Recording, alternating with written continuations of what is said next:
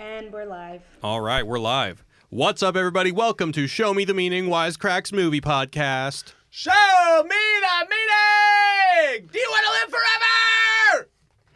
My name is Jared. I'm joined here with the Show Me the Meaning crew. We got Ryan. Hey, film fans. And Austin. Hey. So just to let you guys know up top, Austin is having computer problems again, so he is on the audio on his phone. So he's got a probably not fun computer upgrade ahead of him. That's probably going to be Pray costly. for me so that I don't lose. Sorry, brother. All of my research. I'm gonna cry. Oh, I didn't even think about that. Well, yeah. Let's talk about something much more uplifting and fun. Let's talk about the 1997 film Starship Troopers, directed by Paul Verhoeven, starring Casper Van Dien and Denise Richards. Now, this was a Patreon poll winner, so to all the patrons who voted, thank you very much. This is also the first time I've ever seen this movie. Fuck yeah. I can't believe that, actually, though. That is so surprising to me. Me too. You know what? I think I maybe saw like clips of it on TV. Because you know what's funny? The scene that everyone talks about is the shower scene. And when that scene came up, I was like, oh, I have seen parts of this. Oh, yeah. I fast forwarded to this with my friends when I was at a sleepover one time. Probably something like that.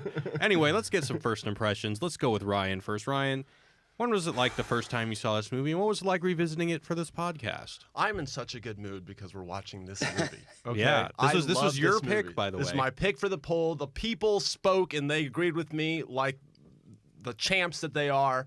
And man, I just love every time I watch it, it just solidifies why I like it more. I mean, Paul Verhoeven, top 3 director for me.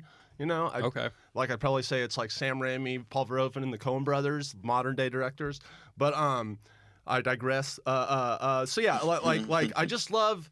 I have a few written down things, but like I just love everything about that. It's like a high school space soap opera, like mixed with a hyper violent political satire. I know, Jared, maybe you have questions about whether it is a satire or not. But yeah, like I love everything about this movie. I love literally every scene of this movie. Like it just moves so. It has such a fun vibe to it. It's like kitschy and campy, but like it takes itself seriously in a way. Anyway, I have a million superlatives. Can't wait to talk about it. Love the movie. 10 or 11 out of 10. All right. And Austin, what do you think about this movie? I mean, the first time I saw it, I think I was in. When did this come out? 97. 97. So I was in high school, like a freshman in high school, or maybe I was in 8th grade or something. So I saw this not knowing anything about the satirical elements at the time whatsoever. So it was just like a movie about these dudes killing some bugs, and it had the guy from Top Gun in it, Michael Ironside, right? So for me, I was like, oh, that's Jester from Top Gun, which Top Gun is my favorite movie of all time. It's got like, some Oh, Top Gun's my favorite. I don't think we've ever discussed that. That's a kind of another movie I've never seen. It's a revelation. What? I know. Dude, I know. Tom Cruise is your favorite person on Earth. I know. Okay, these are 2 revelations. Go ahead, Austin.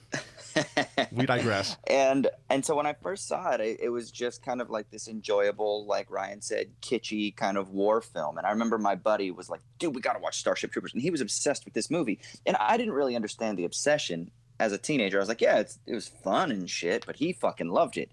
And then through the years, I've started to grow more of an analytical appreciation for what Verhoeven is doing as a provocateur and satirist. And I mean, I think it's great. I've seen it a couple of times this year, actually. And this would have been the second time in the last like 6 months, actually, that I've seen the movie. And I think it's corny and cheesy. And I think some of the acting, I mean, Casper Van Dien is not a good actor. I'm sorry. Neither is Denise Richards. Dude, I thought Denise Richards is awesome in this movie. She has a great performance. She's not a good actor. No way, man. We should all point out that, this is like the entire cast of Melrose Place, right? Yeah. Which is such a great, nice, not stunt casting, but amazing choice, I think, in a weird way.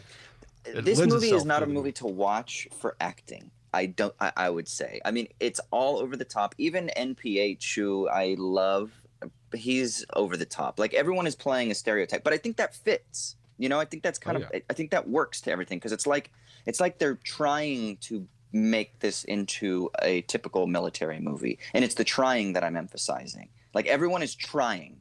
And I think so at a surface level, you could be like, what the fuck am I watching? But I think once you peel back the layers, you're kind of like, oh, this is fucking fantastic. So I kind of think that it's superficially shallow, but in its depth, I think it's really profound.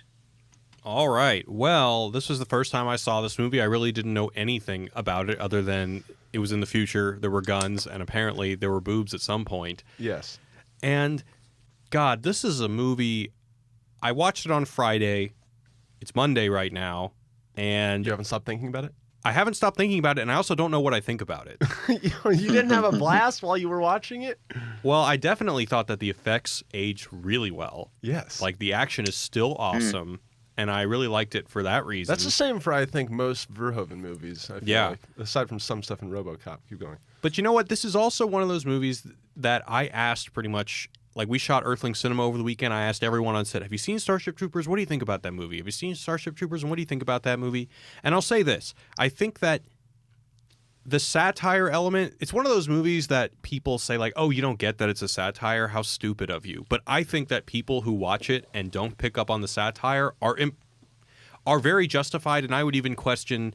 If we are saying it's a satire, I want someone to point specifically to the satirical elements and how it functions, because part of me thinks that this is literally just a straight-faced movie about promoting fascism, and there's like a meta-satire to it in which Paul Verhoeven's just saying, hey, here's an ideology that we demonize, and here's a kind of a fantasy futuristic scenario in which it's used to basically win a war.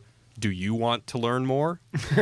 I think you kind of nailed it right there in the head. And I think that this is a good, really companion piece to our last week's talk on Fight Club and the satirical elements of that. Because it's very much, I think that David Fincher and Paul Verhoeven kind of come from the same camp of they're putting shit out there for you, and it's up to you to digest it and kind of, and that makes for the best art. I feel like, you're sitting there. I agree 100%. Even if this movie is just a straight-faced, basically fascism is good movie, I still think that that's pretty metal, and like even if it baits the audience into trying to seduce them with that ideology, we should have that, because I was waiting this entire movie for their, in all war movies, this is the first war movie I think I've ever seen that's not an anti-war movie. You know what I'm saying? Every war movie is an anti-war movie, and also every movie that is a war movie at some point has this point where the distinction between us versus them gets blurred, if not is broken down. In Platoon, we see scenes where Charlie Sheen is having like those moments of recognition that the Viet Cong are people too, and that's like in every Vietnam movie. We don't see this here. We get a unilateral focus, fuck the bugs, language of extermination all the way, and the only good bug is a dead bug. One of these days, we're going to exterminate their entire race and fuck them. Exactly. And, so basically, what a fucking interesting movie. I know. I mean, exactly. Yeah. What the fuck? I can't believe this movie exists. Well, because this is based off of it's loosely related to a book, right? Well, the book is called Starship Troopers, and from the research that I did, the book is very controversial because for these same reasons. It's a straight up jingoistic, fascistic, xenophobic propaganda. Right. And the only good bug is a dead bug. And the question is, does Paul Verhoeven, how does he subvert that if he does at all? I think is the question for this podcast. I heard one little anecdote before we get too deep into it that I will say that apparently in an interview, someone asked him, like someone came to him and was like, why do you want to make this book? This book's kind of controversial and fucked up. And he said, what I want to do is I want to show that fascism is only good for one thing, and that's killing bugs. Yes. Okay. There we go. Okay. Thank you. Yeah.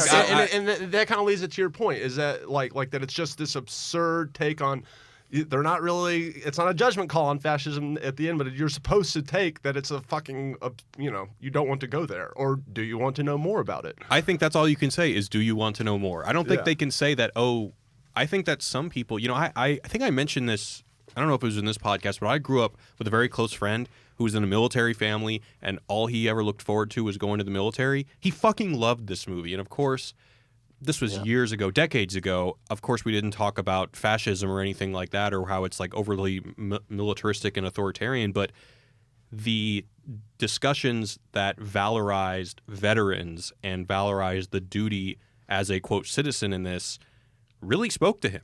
And I could see why. Anyway. I mean, if we're going to talk about films that valorize the military, I already mentioned probably one of the most successful pieces of propaganda ever produced by a Hollywood studio, and it's Top Gun. Because Top Gun was literally made in conjunction with the United States military, and apparently the amount of people that signed up for military service after Top Gun was measurably increased. That's a good point. And Tony Scott's a commercial. He came out of making commercials anyway, and everything he makes is so fucking sexy. So Top Gun is basically just it's not a do you want more? It's like, sign up today. And this film kind of has that too, but I do think there's a cutting edge to it. We'll get into that after the review. Yeah. A big difference, though, is that, they're never in combat in Top Gun. They're just, doing dogfighting, shows. Yeah, they are. Are they? End of the movie, brother. All right, well, hey, no spoilers for me. I haven't seen Top Gun, It's been a while guys. since I saw it. Sorry. All right. I'd say American Sniper is a good... Get through this recap, and then Jared and I are going to Oh, and then I have to get shamed again? Shit. All right, guys, let's go into a recap. In a futuristic, militaristic regime, Johnny Rico, his girlfriend Carmen, and his friends Carl and Dizzy decide to enter the federal service after graduating high school to aid in the ongoing war against the arachnids. Johnny and Dizzy join up with the infantry, Carl, military intelligence, while Carmen goes to flight school with Rico's rival Xander. Eventually, Rico makes squad leader, while Carmen decides to pursue a career as a ship commander and breaks up with Johnny. A fatal mistake in training leads to Johnny almost quitting the infantry, but when the bugs attack Earth and kill millions, Rico and the military are catapulted into all-out war. The assault is a catastrophe with hundreds of thousands of soldiers killed. The humans underestimated the bugs, which makes them think there may be a race of brain bugs pulling the strings. Carmen witnesses the false report that Rico has died in action. Meanwhile, Rico heals from his wounds and joins his high school teacher's battalion, the Roughnecks. After a successful counterattack, Rico gets promoted and hooks up with Dizzy. On their next mission, they discover that a bug can suck your brains out of your head. But before they can get saved by Carmen, Dizzy and his high school teacher die in the fight. Now a high-ranking official, Carl gives Rico the job of lieutenant and sends him back to the alien planet to acquire the brain bug, a bug with intelligence. When a devastating attack destroys their airship, Carmen and Xander board an escape vessel and land in the bug city, where a brain bug sucks out Xander's brains. Rico saves Carmen in the nick of time, and the military captures the brain bug to study it. Knowing that they'll be able to discern how the bugs think and thus how to beat them, the military moves forward in their battle with firm confidence. End of movie. All right, guys. Fuck the bugs. Before we move on, I want to give a quick shout out to our sponsor over at Greats.com. Greats is Brooklyn's first sneaker company. Greats has been awesome to us. They sent me a pair of shoes. They sent Ryan a pair of shoes. I've been wearing them for months now. They offer men and women's styles. They sell the Greats. Their name is based on that it's classic styles, made for the best, for less. I know Austin's got some buddies who are really into sneakers, and they all say great things about Greats. Yep. Bestsellers include the all-leather Royale lace-up and the Wooster slip-ons. You can save 15% off your first purchase with the code SHOWME at Greats.com. I got the Bab V2s. Ryan got the Rosens. How those treating you, Ryan? I look great in them. So says my mama. Oh, okay, great. Yeah. Well, I'm just happy that I don't have to go shoe shopping anymore because I know what size fits me and I can just go on the website and bam. Dude, someone's sending me shoes. Never have to go to a shoe store again. That's good news to me. Exactly. And on with the episode. All right, guys. So I want to start with a quote from the screenwriter, Edward, I'm going to screw this up, Edward Neumeier. He said, "What I really liked about the idea of this movie was that it allowed me to write about fascism. I had a feeling that today's film audiences would really appreciate Heinlein's ideas." Heinlein is the guy who wrote the initial book. "Because the message of the original book was pretty straightforward. Democracy is failing, and we need some strict controls on our culture. Neumeier argues that fascism is in our biology and can easily rear its attractive head at times of crisis. He warns us that fascism is around every corner, so watch out." So, with that in mind, I want to ask, I think the seminal question of this podcast and of the movie is this a satire, and to what extent it is? We see a planet or a society that seems to be entirely globalized. One of the most interesting things about it is that Rico lives in Buenos Aires, but there doesn't seem to be any evidence of Argentinian culture anywhere. Mm-hmm. Yeah, except they have like Spanish last names. Oh, right. Yeah, Rico and stuff like that. Yeah, and all their names, their like last names are like Rodriguez and shit. So, oh, okay. And then, so I think that some of these quotes from the movie can best explain what this fascistic regime is like. So from the opening scene with the teacher, he says, "This year we explored the failure of democracy, how the social scientists brought our world to the brink of chaos. We talked about the veterans, how they took control and imposed stability that lasted for generations since." And then one of the students says, "My mother always said violence never solves anything." And the teacher says, "Really? I wonder what the city fathers of Hiroshima would say about that. They probably wouldn't say anything because Hiroshima was destroyed. Naked force has resolved more issues throughout history than any other factor. The contrary opinion that violence never solves anything is wishful thinking at its worst. People who forget that always pay." And so throughout violence is the supreme other line at some point. Can you say that again, Austin? Because violence is the supreme authority. Yeah. Is something that is said at some point too. So. Yeah. So I want to talk about if this is a satire, if we are supposed to walk away with this film saying that, oh, it's over the top and that they're not actually promoting fascism or a regime like this, since they do ultimately win at the end, and all of our characters that we spent all this time identifying with do love the regime more than ever at the end, and it's everything. And I think there's a couple, you can make a very good argument, and it's actually the argument I want to make today, that this movie is pretty much absent of any overt satirical elements other than the fact that an American filmmaker is making this film. No, he's not. He's Danish. He's Danish. Oh, I'm sorry. Well, either way, a non-fascist. Or, like this film feels to me like what it would look like if we brought Kim Jong, assuming Kim Jong-il was still alive, if we brought Kim Jong-il to the States and said, "Hey, make a space war movie." Right? Yeah, I mean, I get what you're saying. It's blurry, but I kind of think it does a little bit of both. I mean, it obviously is so over the top, and I think why though? For effect. Why? How is it over the top? Okay. What do you mean how it's over the top? I mean, people make these like decisions like they just are totally cool with, oh, I'll accept 10 lashes in the county square instead of letting you do this. Like it's like so like people. No human would say that, like in that flippant way. I don't really. know. I think that. I mean, it's said for a comedy effect. Is it? It's, okay. Yes, well, it's supposed to be like, oh, look at these people that have been born and raised in this fascistic, culture and government. That's all they've known, obviously, and they've totally bought into it. And the reason they have is because there's fucking bugs. So the whole thing that you just said, the quote about the writer saying. That he wanted to just express that fascism's in our DNA. I think that shines through that quote, because it's basically saying like, yeah, human beings when faced with, these threats, will organize like this. And here's just an example of, mixed with this high school soap opera kind of shit that, you can relate to. Like, here's just an example of that coming to its ultimate extreme and fruition. And do you want to know more about it? Exactly. So I don't know. But, I get what you're saying, that it's messy. Here's the thing. Let's take A Modest Proposal as an example of a satire. So the reason why A Modest Proposal, this is a piece that was an essay written by Jonathan Swift. It's considered like the prototypical satire, in which he inhabits the form of an essay, of a political essay, but fills it with subversive content. He basically says that the way that we should fix poverty is just to eat children.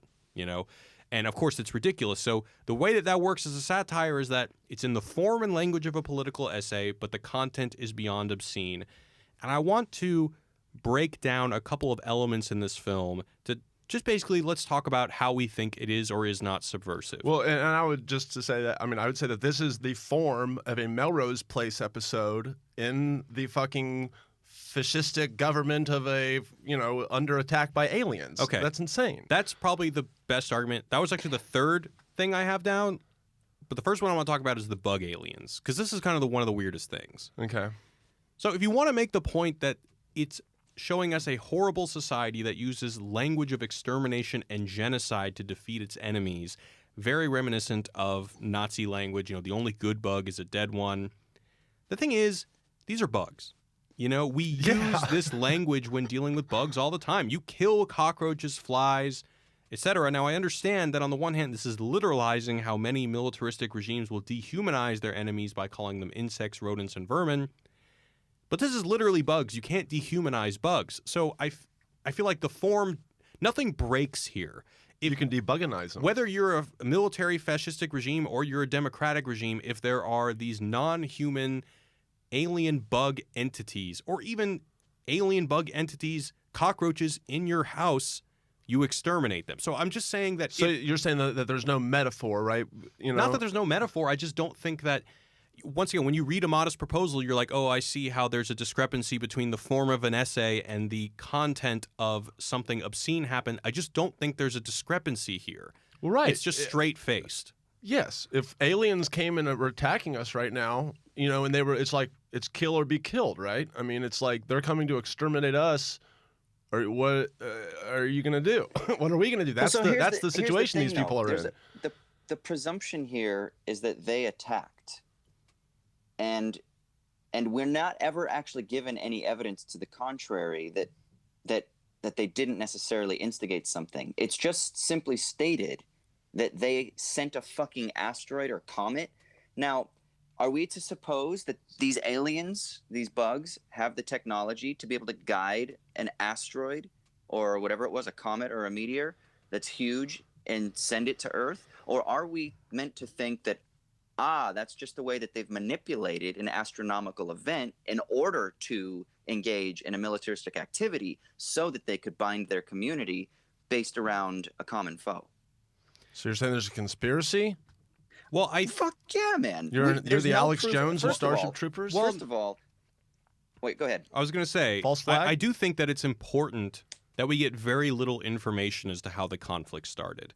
Now, at one point, there's a newscaster who says, however, Mormon extremists disregarded federal warnings and established Fort Joe Smith deep inside the Arachnid quarantine zone. Too late, they realized that Dantana had already been chosen by other colonist arachnids. And then Johnny Rico, our hero, comes in and says, fuck that, I'm from Buenos Aires. Our whole society was just turned into shit, and the only good bug is a dead bug. And that's the only thing we hear of it. We never hear if this is true. We never hear if that perhaps the humans did cause this. And I think the important thing there, but once again, I do feel like this is me projecting here. I do too. I feel like that's my point. You have to project in order for this to be a satire. Yeah, because I definitely, when I watched it the first time and this time, I always take it very literally. They are under attack by giant bugs that are there to exterminate them. And and the strength of their ideology is what allows them, in the context of the movie, to succeed. Right. That is what makes it subversive, not because... But that's the thing. Whenever I talk about this movie, people are like, oh, Starship Troopers is so obviously a satire because it's so over the top. Well, but when I people don't say believe satire, are they just assuming that word means that it has to deal with a satire of, like, of our society? I mean, like... I mean, to me... Can't it be a satire of an ideology, Well, I think that, at least in conversational parlance, when I was just asking random people during the shoot, I think they basically just meant... You're not supposed to take it seriously or it's deliberately silly. In the same way that American Psycho is deliberately over the top. I even think that RoboCop is actually much better in establishing this sense of irony early on, better than this movie. But I'm not saying that that's bad, that RoboCop is better than this movie. I'm just saying that perhaps deliberately the irony is a lot less obtuse and a lot less obvious. I mean, in the first movie. 5 minutes, there's like soldiers like showing an elementary school class a giant gun, and they're all handing out bullets like triggered candy. I think that's kind of very. It's in one of those commercials, it's a shot-for-shot remake of Lenny Riefenstahl's Triumph of the Will. Right. But but you wouldn't know that unless you were a film student or a World War II historian. That's the point. Right, but I mean, so much satire requires a familiarity with the form that's being deconstructed, right? Like, and this is one of the things that, like, there are films that filmmakers make for filmmakers, you know, Mm-hmm. or at least they put in little Easter eggs that only filmmakers like. If you don't know anything about a fucking Marvel film and you go in, you're not going to enjoy it as much as somebody who's balls deep in the history of comic books, right? Because they're gonna be like, oh my god, this figure. Like, I just watched Daredevil and I had no idea the new season on Netflix, and I had no idea that this guy was Bullseye. Like, I don't know who the fuck Bullseye is because I never read the comics. I don't know anything about that. But this new bad guy was Bullseye. And then at the end, he's getting like his spine fixed because that's what happens in the comic books. And he's getting fixed by this doctor who then becomes another bad guy. I didn't know any of that shit until I watched a video essay that explained all of that to me. So when I watched it, I just enjoyed it at one level. Whereas a comic book lover is going to enjoy it at another level. That's what you get with satirical films that are deconstructing a particular niche form. And so I can understand why you're saying maybe it's not explicit for everyone, all the satirical elements, but I think there are enough satirical elements that when you kind of bring them all together and when you start to dig a little bit deeper, then it becomes overwhelming. Not just the over-the-top acting, the set designs that are clearly supposed to be a little bit kitschy, the fact that you have a bunch of white people in Buenos Aires with last names like Ibanez and fucking Rico and Flores and shit like that. I mean, and that you have this clear militaristic society that makes a clear distinction between citizens and military personnel. I mean, I think when you start to add all of this stuff up together, then the satirical elements become much clearer. But do you at least agree that if this movie was brought up in, let's say, an alternate history, or let's just say like in North Korea, they got a copy of this film, do you not think that it could be, with a straight face, taught as an endorsement of fascistic, militaristic ideologies? Well, yeah, but to me that doesn't. No. Maybe. No. Yeah, but to me that doesn't. No, I think that someone could watch it and they wouldn't be like, "Oh, this is a satire," for sure. But an idiot would. That doesn't mean that it's not satire. No, that man. That's too much. You're going too far there. No, I mean it is so deliberate. We need to. I wish we had a screen. We could. I mean those scenes of the propaganda videos are comedy. They are straight but just like what skits. Austin said, they're Right. literally shot for shot from a Nazi propaganda video, Exactly. which was That not, makes them more which was comedy. not comedy. Right, but the fact that they're making they're making a shot-for-shot remake of a Nazi propaganda video about fucking giant space alien bugs, that makes it a fucking comedy. Kind of. Satiric. I That's mean, a Yeah, but satiric the don't you think there's something valuable about this film that at the end it says, "Do you want to join up?" and that it's constantly kind of trying to recruit you to a militaristic ideology, and he's trying to show absurdity. So I think Yes. that we think of satire as being like smart and sharp. What if this satire is absurd? And it's absurd because it's trying to make you be like, "Oh man, I totally want to do that." And then at the end, Paul Verhoeven's like, "Gotcha, motherfucker!" And then you're like, "Oh shit, I'm an idiot because I got caught up in wanting to like bang hot chicks and like and be a part of like this bro culture and go like kill bugs because that seems cool." Ah man, maybe I got duped. You know, Yes. so it's like an absurdist duping. Yes, it's a form troll. of satire. It's a troll movie. It's like when people read troll The Onion and they think it's a real fucking article. You know, and what you just said, like every Paul Verhoeven movie has this heightened sense of reality to it. Showgirls, you know, it's like that's not how showgirls act. You know, like this is not how fucking people would act in the military. But it's like a very, like you said, you know, like he's taking reality to the to Channel 11. And then somebody said here on the thing, fuck, I just had it up, but that I thought was important. A Samav on the live stream said, Jared, research Verhoeven's life. He lived through a Nazi occupation. I kind of had forgotten about that. Oh, okay. So right. it deliberately is referencing Triumph of the Will in the propaganda reels. So I definitely think, I mean, think about that, dude. He lived through a Nazi occupation. He made this movie. I think he's totally trying to make, you know, I get it. Like satire. I read quotes from him. I'm just trying to study this, not unlike Fight Club. I'm trying to look at like how is this movie popularly consumed, and despite what the creators wanted to do, I'm just trying to look like what does the text reflect? Mm-hmm. And I'm saying, and I don't want you guys to think that I'm like, oh, I don't think this movie is a satire. I'm just challenged. I think that what makes this movie interesting is the fact that it's not so clear cut. It's not as clear as something like American Psycho, in which you walk away and saying, oh, obviously the over-the-topness is meant to criticize, you know, yuppies in the 80s like Patrick Bateman. And that's what makes it awesome. I 100% agree, but if it was too obvious, it wouldn't be as awesome, and that's why I'm bringing this up. Mm-hmm.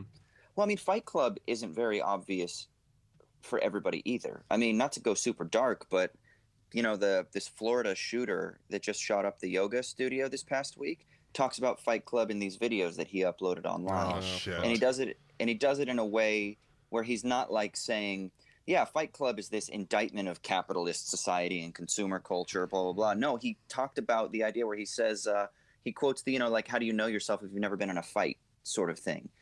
And this is one of the issues that people debate around films like Starship Troopers and Fight Club. They want to know, is there something inherently deficient if you're not super clear that, hey, don't think this way. So and that's just a tension that artists and culture are always going to be working through. And I just want to be clear, I would never suggest that even if a film like Fight Club or Starship Troopers wasn't, quote, clear enough. I don't think there is a clear enough. I think you should be able to make whatever you want. I don't exist in a world where I think that piece of art ought not to exist. I don't believe that. Oh, sure. But I'm not accusing you of that. No, but I do believe that these things should be looked at critically. Mm-hmm. All right. So I read this article called "The Intergalactic Final Solution: Nazism and Genocide in Paul Verhoeven's Starship Troopers" by Brian E. Krim, and it's a great article. And so I'm going to quote a couple things that he says here, but here's one thing that he mentioned. He's actually quoting a Time magazine thing. He says, Verhoeven told Time magazine that he lamented the loss of that wonderful enemy everyone can fight. Science fiction opens up new horizons, Verhoeven explains, since faceless aliens like arachnids stand in nicely for communists and Nazis. They're bad, they're evil, and they're not even human. So it's almost like this is made in 1997, where there weren't very many clear enemies anymore. And it's kind of interesting how this is... What do you mean by that?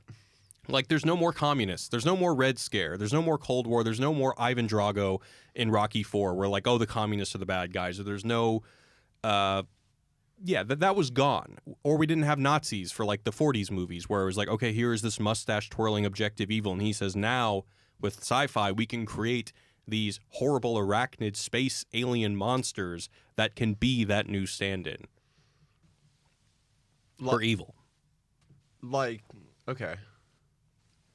All right, so the next thing I wanted to bring up is the violence. So maybe this isn't even worth going into too much, so I'll make this quick. But once again, when I was asking random people about this movie, they said that, oh, but the violence is so over the top.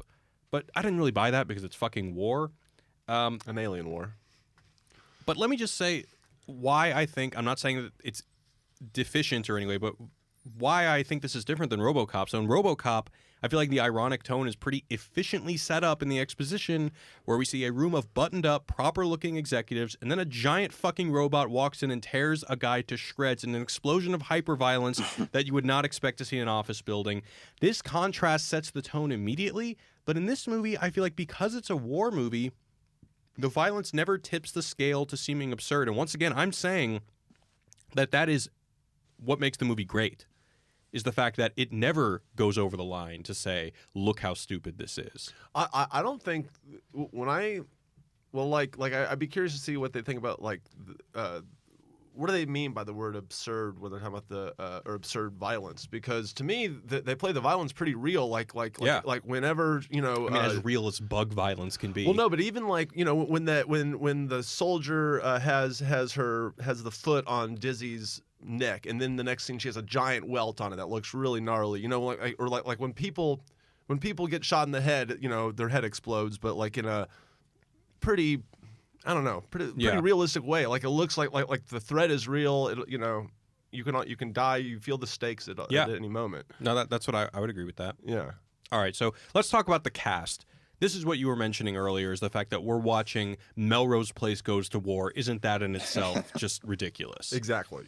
My only thing, and maybe it's just because I've been too interested in how the film industry operates, to me, I was like, no, these are first of all, I imagine this movie was very expensive to make, and I'm thinking to myself, these are the kind of stars that allow this kind of movie to get made. And so when I was thinking, like, oh my God, Casper Van Dien is so bad, Denise Richards is so bad, I wasn't really thinking that this was deliberate, like, subversive casting. It's like 21 years later when they're out of the consciousness. I mean, when that movie came out, that was on people's minds. Like, oh, let's go see the Melrose Place bug movie. Wait, when did Melrose Place get off the air? Early 90s, I want to say. Early 90s? Mid 90s, maybe. I feel like Denise Richards was still a star in '97. Am I wrong? No, she was. That's what I'm saying. Oh, And you're looking at it like I mean, it's not like they hired an aging like Stallone or something to be in a war movie to make some sort of ironic right, point. but these were TV stars. You know, Right. these were just like they could have gotten A-list celebrities for this big budget. I mean, this movie cost a fair amount of money, I think. Right. And so yeah, this was totally like he went out of his way to do that, and for effect. It just, I don't know. It makes sense to me to say that. So this is words from Krim. He said, "The choice of attractive but forgettable actors floating through a Nazi wonderland is at the heart of Verhoeven's satiric vision." And I totally get it. That totally makes sense to me. I'll just say at the beginning that a lot of times when I watch movies that get and they have like crappy casts, I'm just like, oh, well, of course, that's the only way the movie would get made. And so I'm not thinking, oh yes, it's ridiculous to see Doogie Howser walking around in SS gear saying he had to make a decision to have thousands of people die, or Denise Richards as like an A+ Hermione Granger pilot. Well, it makes me sad that you guys don't that you think that they're bad performances. Like when are they bad? When do they go? You know, because to me they're just like like I said, they're heightened reality. They're over the top, but to me they're never like cringy. You know. Well, to me it's maybe Neil Patrick Harris a little bit when he's psychicking that alien. Denise Richards and Doogie Howser or Neil Patrick Harris, they maintain the same innocence and naivete of the Melrose Place aesthetic throughout the whole movie, It's even awesome. though they're supposed to be hardened warrior badasses. That's the point right? of the movie, though. That's what I like about the movie. Yay! And you're saying that choice, that acting You performance probably also choice. really love Denise Richards playing a doctor in James Bond, don't you? Not as much. Which one was that? See, I like her in this scenario. I think Paul Verhoeven can take what Denise Richards is as an actress and then use it to effect in his weird ass way. It's hard. She's not as good at other things. I don't even really like Wild Things or anything. You know. All I'm saying is that when I was watching it, I wasn't like, oh, I see what Paul Verhoeven's doing here. I was seeing like, wow, yeah, man, this is, I guess, what you had. These is the compromises you had to make a movie in 1997 I'm that's the this first expensive. one. I'm the first. Like when I said before that I love every scene, I'm like loving every scene. Going, wow, I get what Paul Verhoeven is doing here. You know, like in terms of the aesthetics of the movie. Also know that I knew nothing going into this. I know that's Nothing. what's that's honestly really interesting to me that you knew nothing going in. So that's I had would no be idea it curious- was a satire. All I knew was that it took place in the future with guns and aliens. Yeah. So you saw it as just bad acting. I saw it as bad acting, and yeah, if you're making $200 million, it better have Denise Richards in it, or however much the movie costs. That's unfortunate. Yeah. I mean, I guess, yeah. But again, this is kind of what we were saying earlier, right? That this is kind of the point, is that sometimes satire can be enjoyed at different levels. Like, I don't want to throw anybody under the bus too much, but I have people close to me that there's this Christian satirical website called the Babylon Bee. Do you guys know what that is? I know what it I know is. what you're talking about. So it's literally a satirical website. It's the Christian version of The Onion, right? Right. But I know some people close to me that when I was back in California, they showed me an article that tried to show like how ridiculous, left-wing politics was or something along those lines. And they showed me an article from Babylon Bee, and I had to tell them, I said, you guys know that this is a satirical website, right? And they were like shocked. And the look on their face was like, wait, really? Like, because I have been reading this every day for the last like 8 months and taking my news from this. And Wow, and don't sound too smart. as upsetting as that is, it's also understandable if you're a little bit older and you don't understand certain forms of media. You don't understand new media. You don't understand social media to the same degree as somebody who's 20 years old who's just trained to look for this sort of thing. I think it's the same thing with this film, is that there are different layers and different persuasions that are going to interpret at different at different levels depending on where you're at in your life. At the And same if you don't know anything going in, and if you don't know that the point is to do something, or you're not familiar with Paul Verhoeven and basically everything he does is provocative and satirical to some extent, then if you're not looking for that, then maybe you're not going to pick up on it, and that's okay. And I am not mean, a Paul Verhoeven expert. I think I've only seen RoboCop 1. like you've never seen Showgirls. Oh, wait, no. UCL? We got some work to do. Wait, dude. I have not seen Showgirls, but I have seen Total Seen Recall. Black Book. Okay, Black Book. I've not seen Black Book. I know that's like 2013, relatively new. Relatively new. Yeah, so I got some homework to do. But to your point, Austin, I just want to say, like, yeah, that sucks for your buddies who got duped. But the last thing in the world that I want is for Facebook. I think they might have already done this and then stopped doing it to start having like fucking satire tags. Oh yeah, me too. You know, Fuck that would, yeah, fuck that. If I was watching Starship Troopers and all of a sudden it said at the beginning this film is meant to be taken as satire, I would burn the screen down. You know, it is interesting though. There are a few movies I don't necessarily like, but yeah, like that. It is maybe good to know a little bit going in. You know, like I would say Mother is kind of like that. Like if you know, if people go in thinking that that's like a regular movie when it's, and then they get with that. But honestly, you know it's a I'm metaphor. glad I didn't know anything. I went through this. I mean, because I guess you're right. Because of my initial viewing being like, wait, what? Like, I didn't get it at all. And then I had to kind of recontextualize things. And then, like, once I started kind of ingraining myself into the conversation around this movie, I was like, okay, I'm starting to see it now. But once again, because this movie is relatively straight-faced, I think that me consuming it initially like that was a gift. Oh, yeah, and I You're think it's probably more right. powerful as a piece of satire when it does that. Like I made the comment earlier, it's almost like Verhoeven is like, I duped ya. And I think that if you can sit there and be like, man, I want to sign up. That looks awesome. I want to have like a bro community and hot chicks and everyone's good looking. You got badass uniforms and big guns and we're fucking people up. Fuck yeah, bravado, machismo. There's something appealing about that. And if you buy into that, and then at the end, then you find out later that it's like, aha, but you just bought into a fascistic ideology. See how easy it is.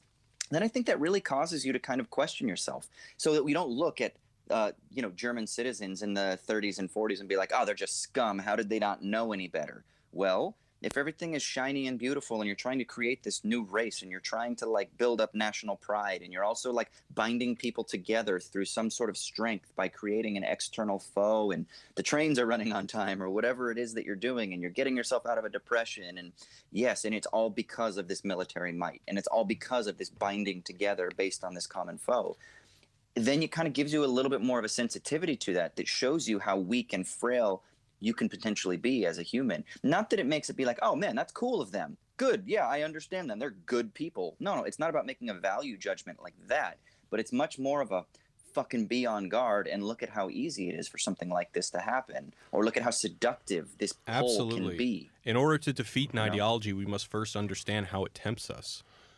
Right. And I mean, and that's what they're doing here is this is one of the root.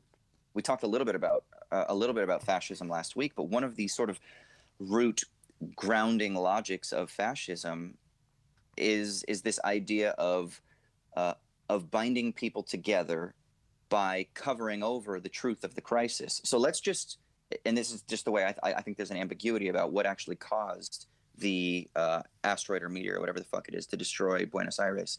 But let's just suppose that it was just a natural disaster. Well, that's a perfect opportunity for a powerful, centralized, totalitarian regime to be like, well, let's blame it on these people so that we can destroy them, so that we can mine their resources, or so that we can just bind our people together. Whether it's conscious or not, that's like, let's make this up, or whether it's you're just caught up in your habitual flow of your own self-deception, and you're like, they must have done it because they're always out for us. Those fucking bugs, they're disgusting, and they're vermin, or whatever it is, and then you just blame them because it's like, that's what they do, because bugs just, I mean, whatever the motivation is the point is that if you can do that, then you can actually bind people together. And that's one of the central tenets of like fascistic regimes, is being able to do that. That's what Hitler did with the Jews, like we already talked about, right? I mean, that's what you're seeing now with like Strasserism on the rise and various other far-right neo-Nazi movements that are emerging all over Europe and Hungary and even in places like Denmark and the Netherlands. Paul Verhoeven's from the Netherlands. So you're seeing this rise. You see it with Brexit in the UK, that it was used as a sort of like jingoistic, xenophobic, we need to have our own national identity back, bring back the British Empire. So there are these narratives that are taught so that you can bind your people together. And it's usually based on kind of creating an external foe. Yeah, so... go ahead, Ryan. Well, I was just going to say to that, like, to me, another kind of interesting part regarding, like, just the muddiness of this satirical stuff, like, is that he does show like good things about a society. Yeah. You know, like in terms of, you know, all the people, all the cultures are just on board. This is a human endeavor. Right. You know, I don't. You know, they're all Right. like to me, the scene in the shower where they're all just hanging out, like having a big co-ed naked shower together. That's like an inspiring scene where they're all just. I'm like some of the most badass warriors. This is like you you're know. like, why can't that happen? Why can't we do that? Even though it'd be weird, you know. Like, but you know, you're envisioning this future in 100 years where people don't give a shit about that. Some of the most badass warriors are women in this one. Exactly, you know, and yeah, so it does make you kind of go. It like you said at the very beginning, it's showing the attractive nature of how you know fascism. You know, it's easy to see how people could go that route when they're under extreme stress and threats and danger. Yeah. You know? Well, you remember post 9/11 how everyone was like, "We're all Americans," you know, like everyone was like, New York strong, New York Fire Department, we love you, we're all Americans. It was almost like, it was great. I don't know how long it lasted. It was like everyone was in it together sort of thing. And it's because it's one of the easiest ways to like bind a community together is by having a clearly defined external foe or enemy or some sort of traumatic event that brings people together. I mean, obviously there's a different experience between having an external enemy and then experiencing a shared trauma.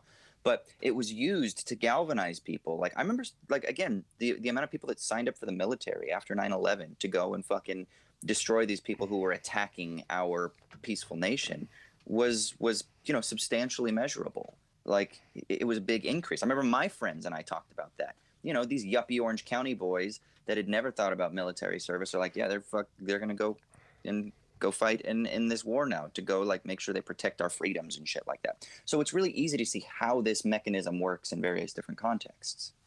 Yeah, so more to what Austin was talking about how seducing fascism can be. The article that I mentioned earlier by Brian Krim, he starts the article with an interesting quote from a Canadian scholar named Michael Ignatieff. I might have fucked that up. He says, "What could be more like paradise on Earth than to live in a community without enemies, to create a world with no more need for borders, a world safe from the deadly contaminations and temptations of the other tribe. What could be more beautiful than to live in a community with people who resemble each other in every particular? What could be more seductive than to kill in order to put an end to all killing? This utopia is so alluring that it's a wonder the human race has been able to survive at all." And I think I think it was a very interesting quote to start that article with. Also, more to what Austin was saying about the Riefenstahl thing, about how the slick commercials that glorify the military are directly linked to Riefenstahl's most famous shots.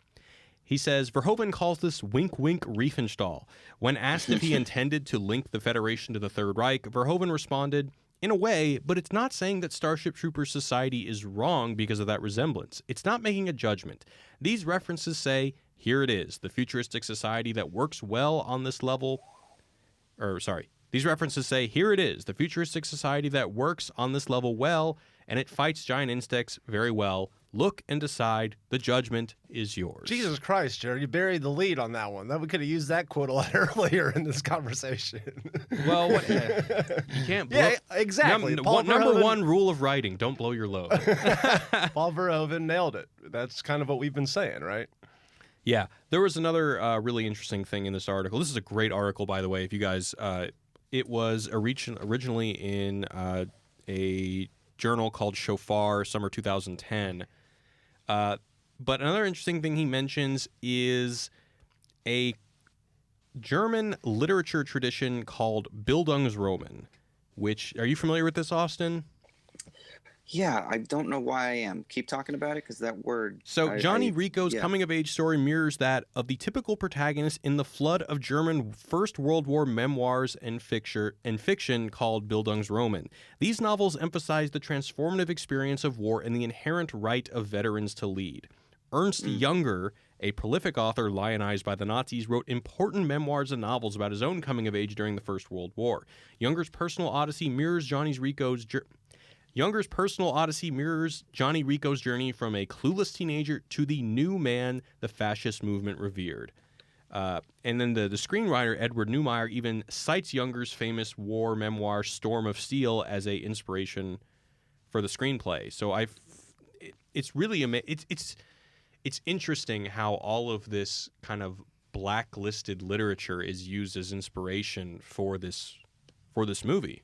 I had never heard of that. It's also just cool because I read this article and I learned about all these. I mean, obviously we're not going to learn about that kind of stuff in school, Right. but I found that to be pretty darn interesting, and and it works really. Yeah. Anyway. Yeah.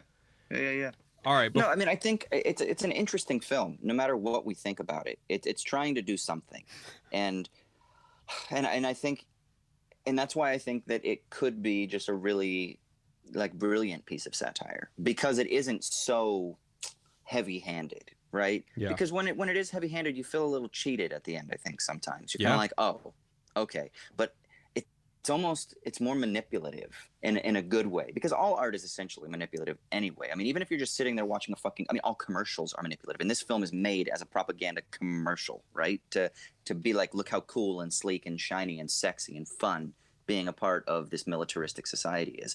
But in general, all art is. It's manipulating your feeling, your emotion. It's trying to stimulate thought, and in a way, the author or the artist kind of has you in his or her clutches a little bit, right? And that's kind of the point. And what this film does is it kind of like forces us to come along with Verhoeven and whatever it is he's created. And then if you do take the time to do a little studying, or you talk with friends, which is what all art is supposed to elicit, then you're going to be like, oh, fuck, okay, well, maybe I missed something, or maybe there's something more to it. And then you watch it again. And, like, I don't know, I think there's something lovely about that. Absolutely.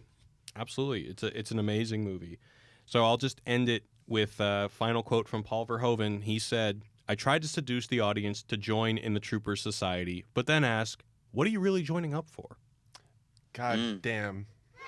Thank you, Paul Verhoeven, for existing. Thank you, Mr. For making Verhoeven. this movie. For Real making quick, every though, movie you do make. you think there's something deficient if that last part never is reached? No. Like, do you think so? What do you mean the last part? Like, you a mean responsibility of the artist? Zero. You're asking, is the artist responsible to make sure that people answer no to that question? Especially if they're trying to show something that is despicable.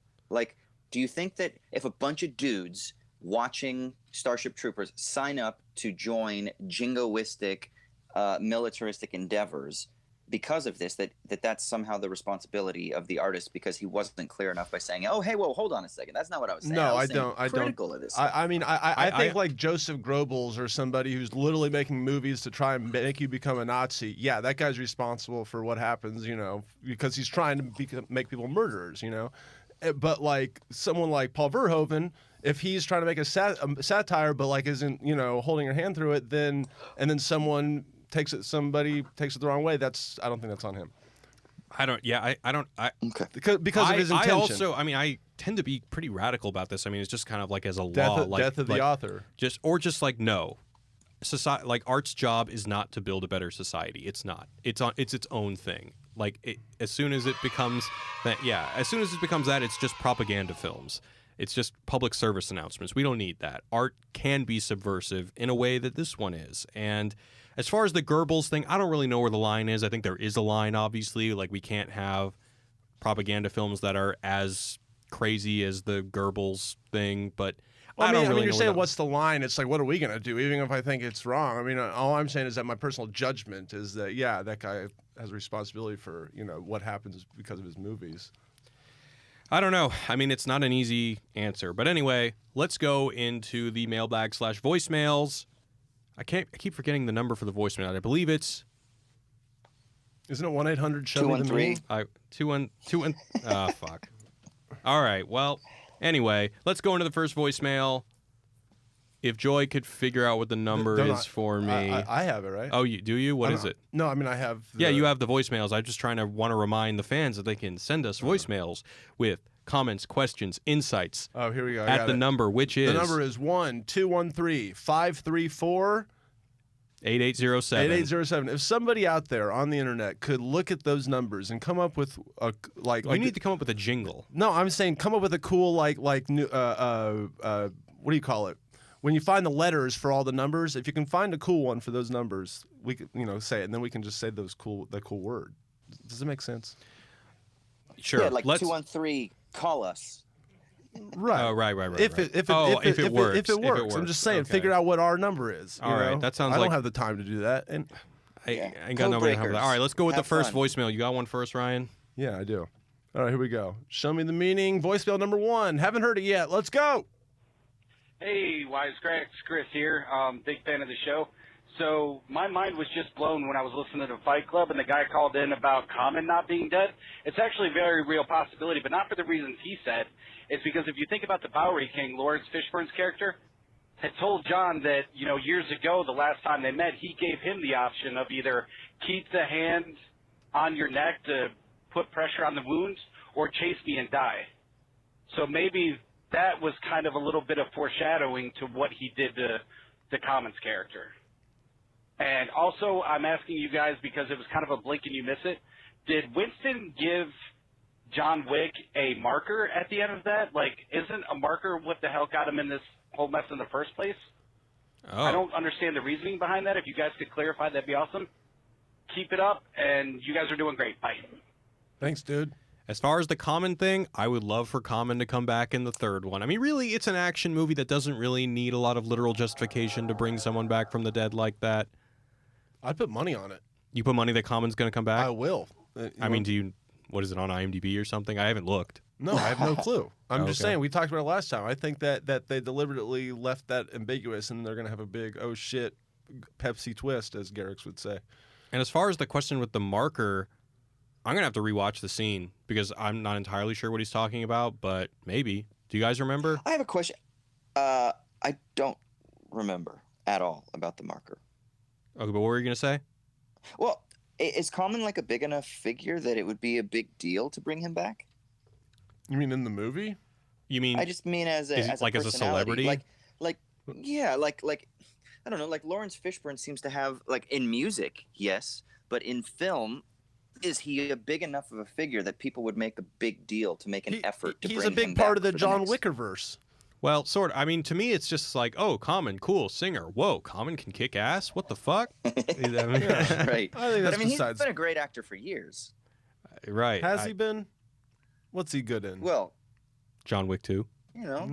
Yeah, he's great. No, when he pops up and shit all the time, I'm always like, yeah, he's fucking solid. Yeah. He's always good.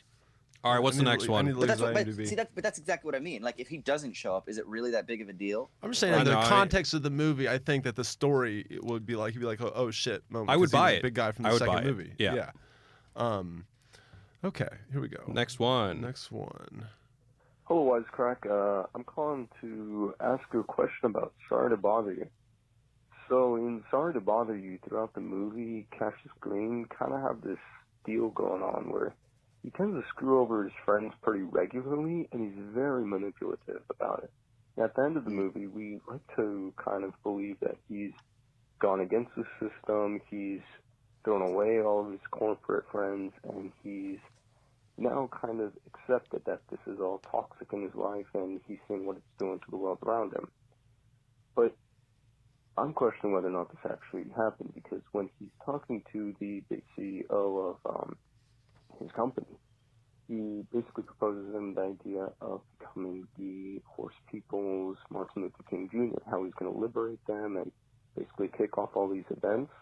But by the end of the movie, he does become a horse, and he does actually, as we see with him being freed by the horses and the conversations they have, become this liberator of the horses. And upon kicking the guy's ass, this corporate individual, has he not actually fulfilled this role? And are we not 100% certain he's just filling out the exact role and exact script that they've been planning together since the very beginning of the conversation? That everything beyond this is actually just something that he wants us to see? I don't know. It just got me thinking. Hope you have something to say about that. Yeah, thanks, dude. Interesting. Well, I like that. I certainly hadn't thought about it. The one thing I would say is that I'm pretty sure that the whole idea of being the horse Martin Luther King Jr., he was supposed to just rally or just like rile people up and make like just empty gestures towards progress. But obviously, I don't think it would be part of the plan to kill the CEO to kill the CEO of Worry Free. The whole point is to make sure that that doesn't happen. Right. Yeah. I mean, I think that especially if you know Boots Riley. And here again, maybe this is like just because if you know a little bit more about who he is as a person, just like we're talking about with Paul Verhoeven here, then it kind of like adds some clarity to it. I think we could see this also as a sort of criticism of the way that Martin Luther King has been co-opted by white power structures, right? And that Martin Luther King is oftentimes viewed as a very benign figure that is like, oh, it's just about like linking arms, and you know, it doesn't matter if you're where you are in your political spectrum. Everybody can, you know, link arms about Martin Luther King, not recognizing, you know, that that he was on the FBI's watch list, and later in his life he had a sort of like socialist turn and became very anti-capitalist, and kind of was really interested in the mechanisms of power within political economy, and so I think that in a way you kind of see that as on offer, where he's like, where Armie Hammer's like, dude, you could be like the Martin Luther King of your people, man, of the horse people. What are they called? The Equisapiens? Yeah, the Equisapiens. The Equisapiens. That's right, the Equisapiens. But then what happens, I think, what I do like what the caller said, I don't remember his name, but what I do like what the caller said is that there's almost like an inevitability here. That's like, you as a black man in America are inevitably going to be turned into a workhorse anyway. And so the difference is rather than being a Martin Luther King Jr. figure at the end that's easily co-optable within the white power structure, is he becomes a revolutionary figure, like a Huey P. Newton kind of figure, who was, you know, one of the founders of the Black Panther Party in the United States. So, and he becomes much more that kind of figure, like a radical anti-establishment kind of figure. And so that's what he does at the end by breaking down the door and fucking shit up, is he's actually then causing a sort of like violent revolutionary outbreak, which is not necessarily not within the tradition of Martin Luther King Jr., but it's in a very sort of specific anti-co-optable within the institutional hierarchy version of that lineage, but much more like Huey P. Newton, I would say, rather than like a Martin Luther King figure. Cool. Do you want to move into the regular mailbag now? Sure. Do you have stuff? Yeah, I got some stuff. All right, so this one is from, no joke, Commissioner Gordon. Oh, my God. His name is Kevin Gordon. Commissioner Kevin Gordon. Anyway, he wants to talk about Fight Club. We got some great emails about Fight Club. I think that people enjoyed that episode. He says, my personal take is that Tyler Durden is the antithesis to the thesis of modern consumerism and emasculation that the narrator lives at the beginning of the movie. I think that Tyler was right to point out the meaninglessness and lack of fulfillment that the narrator felt while living in this society, and I think that the narrator needed to learn something from Tyler, as there was a lot of truth within his message. However, as we reach the climax of the story, the narrator begins to see the flaws in Tyler's extreme views. Rather than accept these views at face value, he begins to form his own perspective and reaches a new synthesis within himself. The narrator begins to take responsibility for his own existence and no longer fears his own death. Some highlights of his actions toward the film that demonstrate this are him standing in front of a bus, defusing a bomb, pulling the trigger to kill Tyler, and taking Marla by the hand in the closing moments. Interestingly, the narrator becomes a man who is more authentically masculine in the end. I think that whether they know it or not, these truths within Tyler's extreme message that the narrator takes upon himself are what most men identify with in watching this movie. Perhaps they do not see the many flaws in Tyler's views, but I think that those who do can learn the most from this movie. Keep up the good work, from Commissioner Gordon. Amen. So yeah, I think all those examples that he brought up are really great, and I entirely think I agree. And I think that's ultimately what I was trying to say last week, is that the truths or the Tyler Durden's extreme message are probably what most men identify with. And I'm not bringing in what Austin told me about the yoga. Not directly that. I don't think that we should blame the movie for that necessarily. But yeah, I think it's a super interesting email. Thank you, Commissioner Gordon. Yeah, I mean, because Tyler Durden is the id, right? And he clearly says that. He's like, I look like you want to look. I fuck like you want to fuck. Like, all this other stuff is like, I am the impulse that is within you that you wish you could manifest in your life. And in Freudian terms, it's the difference between the id, the ego, and the superego. The superego is the societal norms that are imposed upon you. The ego is the sort of identity that you live, and then your id is like this unconscious, unbounded, I hesitate to use the word animality, but it's this freedom that is like sort of like bursting forth. But there is a sort of bruteness about it, like an untamedness about it. And the idea of like reconciling in psychoanalytic terms with all of these conflicting forces is somehow coming to a synthesis at the end. You know, it is. It's like you can learn from those impulses without necessarily going to the extreme dark places that the impulses might tempt you to go, right? Because you still have the superego that you ought to live within, because fuck, man, we live in a society and we should also take care of people and not just simply follow our selfish impulses. And I got one last email from Shane. Shane sends us a really long, very thoughtful email about Fight Club. I'm going to have to shorten it, but I'm going to try and maintain all the goods. Here we go.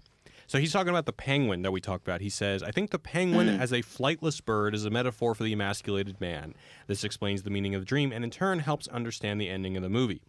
What does a penguin do once evolution takes away its flight? Start a fight club?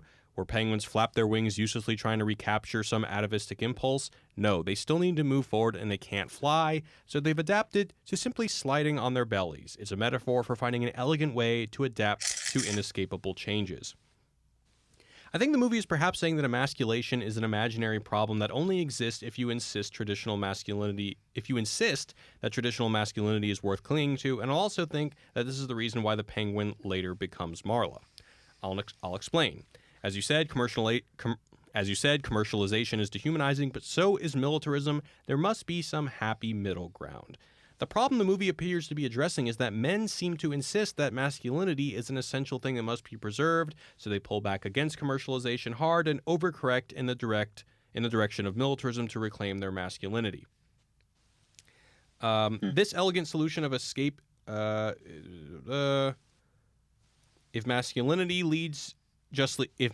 leads to just overcorrection, then perhaps it is masculinity and commercialization that need to be adjusted. This elegant solution of accepting emasculation as not necessarily a bad thing while still fighting dehumanization would be the human male version of the penguin realizing it can no longer fly and simply sliding, which seems to fix the problem quite well.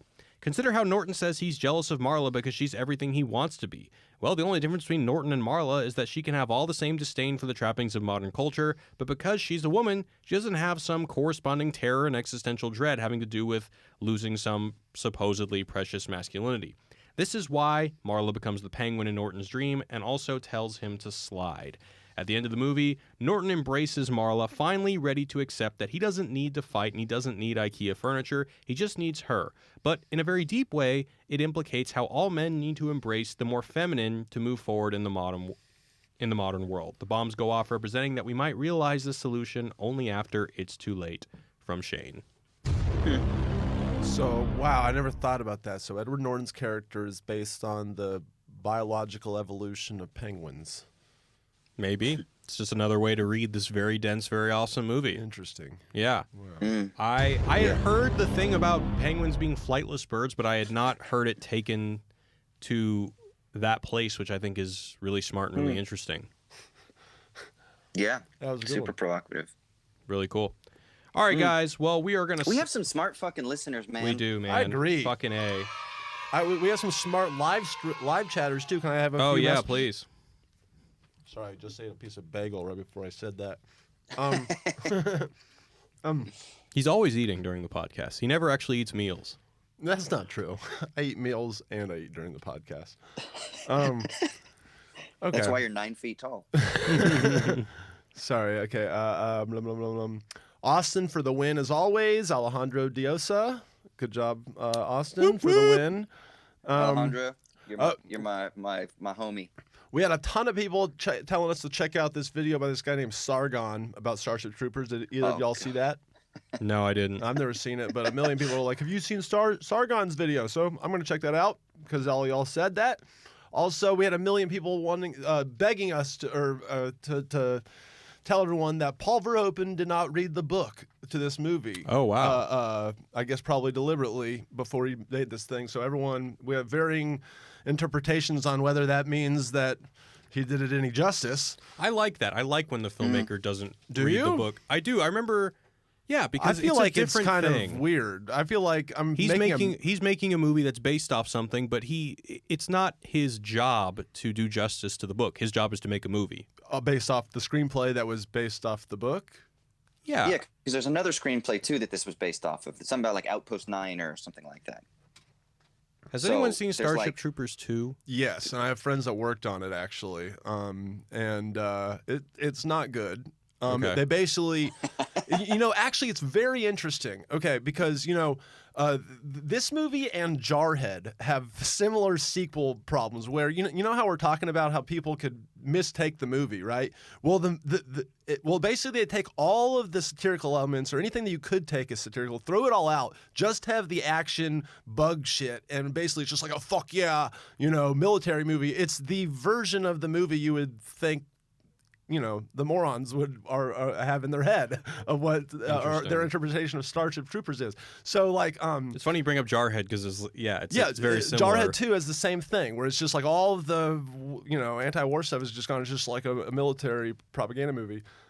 Anyway, so yeah, Starship Troopers 2, don't really recommend it. Has cool bug stuff. Shout out to my friend Aaron that worked on it. Okay. This guy, Reginald said, the point of the film is that none of what is prevented is fulfilling. There's no glory in war. War keeps going, and the soldiers don't matter. They are meat for the grinder. I mean, I can see that the element kind of, but it's interesting that none of the people take that. They we think see that real they have growth Yeah, 'cause with at the Johnny end- Rico. Yeah, at the end, they're still just as Melrose Placey and happy as possible. yeah. I mean, I like that reading, and I think that that's what it should say. And I think it does say that because they're so callous to the fact that war is so like atrocious. That kind of like creates that weird tension, that weird conflict, right? There's like a bifurcation between these two ideas. Mhm. But I think what the film actually does on the surface is it totally glosses over that, and it's like, nah, don't worry, man. You guys can all be cool, and you can still be homies with your high school friends, even through all this nonsense. Yeah, my favorite scene in the whole movie isn't even the bug stuff. It's literally the scene towards the beginning of the movie where shower? No, it's where they're all about to. That's second, but it's when they're about to go off to war, and they're all like, you know what? Let's put our hands in. They have the friendship pact. They're like, let's just make a pact that through all this, no matter what, let's still be friends for forever.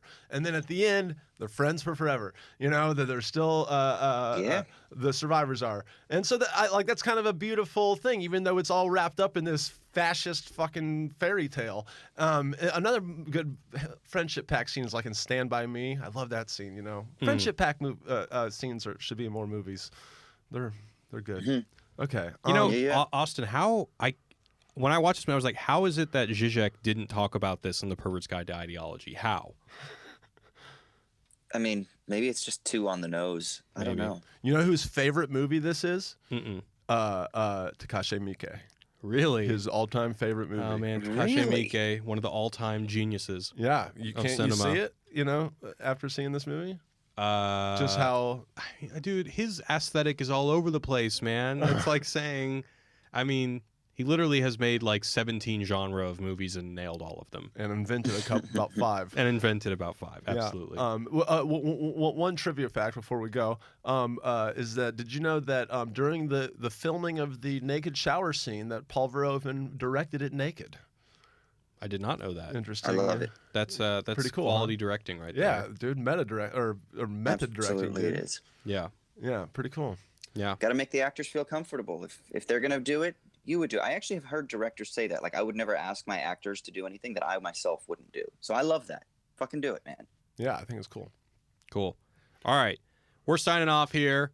Thank you guys. Thank you patrons for voting this movie up. It was really an awesome Specifically experience. for voting for my movie that I wanted to watch and review. I appreciate it, patrons. Love you, dudes Yeah. and dudettes. If you guys want your voices heard as well, go to wisecrackplus.com. You can join us there. Join the Discord. Join the chat. Until next time, next week we're doing... Joy, what are we doing next week? Jurassic Park Fallen Kingdom? Is that right? Next week we're doing Jurassic Park Fallen Kingdom. That's probably the which first or second movie on this pod that I've never seen before that I have to watch fucking before. Well, so now I have fucking homework. I haven't seen it either. So it's going to be fun. Either. Where can we find you on the internet, Wait, Austin? what's this? Is this the newest one? This is the newest one. Oh yeah, I didn't see it either. All right. Well, you can find me on the internet on Wisecrack, the Wisecrack videos, at Wisecrack on Twitter, at Father of Woody on Instagram if you'd like to see pictures of my dog. I do. Ryan, where can we find you? You can find me on Ryan Shorts. That's shorts like you wear them, and like short films. And I'm releasing a bunch of parody song videos soon. So check him out, man. Love you. And you can find me on Twitter, Austin_Hayden. I also do a philosophy podcast called Owls at Dawn. And please pray for me that I did not lose my computer and all of my research. The man's please, writing. send your love. The Send man's your prayers. writing a book. Do your rain dances, whatever you believe in or don't believe in. I'm sorry, Austin. I hope that. Am I to understand you're gonna have to start writing a book from scratch again if this doesn't happen? Yeah, Wait, oh, man. I mean. Whatever, dude. It's all in your head. It's all in your head. You know what? It's just another draft, and it's going to make it that much better. I appreciate the positivity. Yeah. All right, guys. Signing off. Lead us out, Ryan.